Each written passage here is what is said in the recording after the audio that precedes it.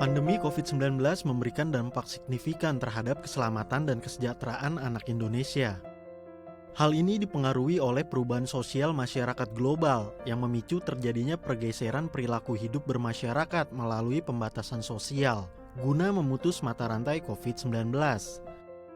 Kondisi tersebut menyebabkan anak kehilangan ruang interaksi di masyarakat.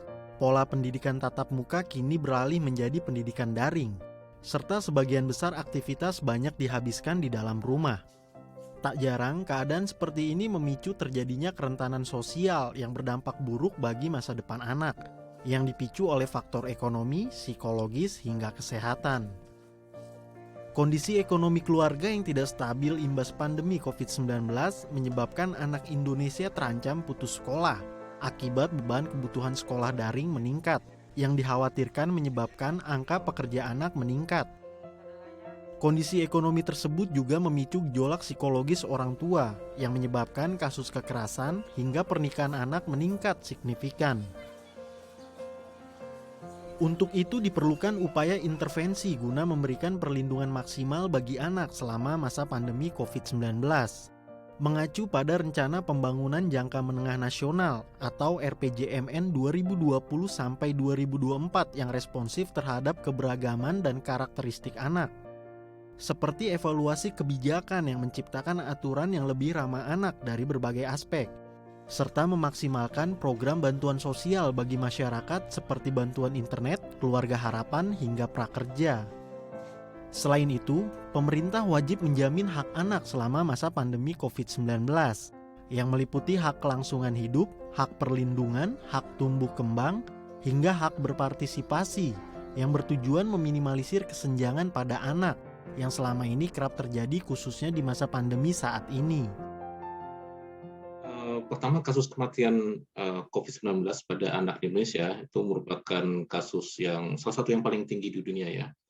Dan 1 dari 8 kasus COVID-19 yang itu terjadi pada anak, jadi 1 dari 8. Dan semakin tinggi kasus COVID di Indonesia dan semakin tinggi juga risiko penularan pada anak ya.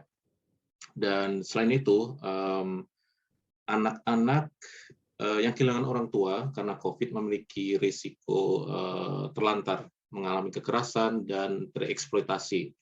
Kerentanan yang tinggi juga dirasakan pada anak-anak yang terkena positif COVID-19 ya, di mana tercatat bahwa lebih dari 700 anak ini sudah meninggal karena COVID-19 ini. Tentu saja saat ini yang paling sangat dibutuhkan oleh anak pelindungannya itu adalah memastikan bahwa lingkungan dan orang-orang yang paling terdekat dengan anak ini sehat dan aman ya.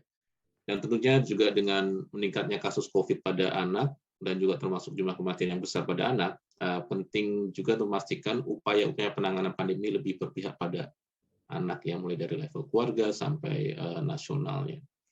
Ya, dibutuhkan juga dukungan dari semua pihak. Save the Children Indonesia juga mendorong pemerintah untuk memperluas cakupan program vaksinasi COVID-19, mengingat terjadinya peningkatan kasus pada anak Indonesia. Diperlukan penguatan sistem mitigasi risiko berbasis anak dalam rangka mencegah lonjakan kasus positif, dengan memperkuat fasilitas pelayanan kesehatan, penyediaan ICU khusus anak, hingga menggencarkan protokol kesehatan di masyarakat, mengingat anak termasuk dalam kelompok rentan terpapar COVID-19. Jadi memang partisipasi anak juga dibutuhkan untuk saat ini ya, paling tidak untuk mendengar apa sih tantangan mereka, apa sih yang mereka alami, apa sih yang bisa didukung untuk mereka, itu informasi-informasi yang harus kita dapatkan dari anaknya sendiri ya. Jadi itu proses-proses partisipasi itu harus dibangun ya. Dan itu membutuhkan juga dukungan dari semua belah pihak ya, terutama yang sudah saya sampaikan sebelumnya. Karena itu menjadi penting ya untuk menjadi basis kita bahwa ternyata anak membutuhkan ini gitu.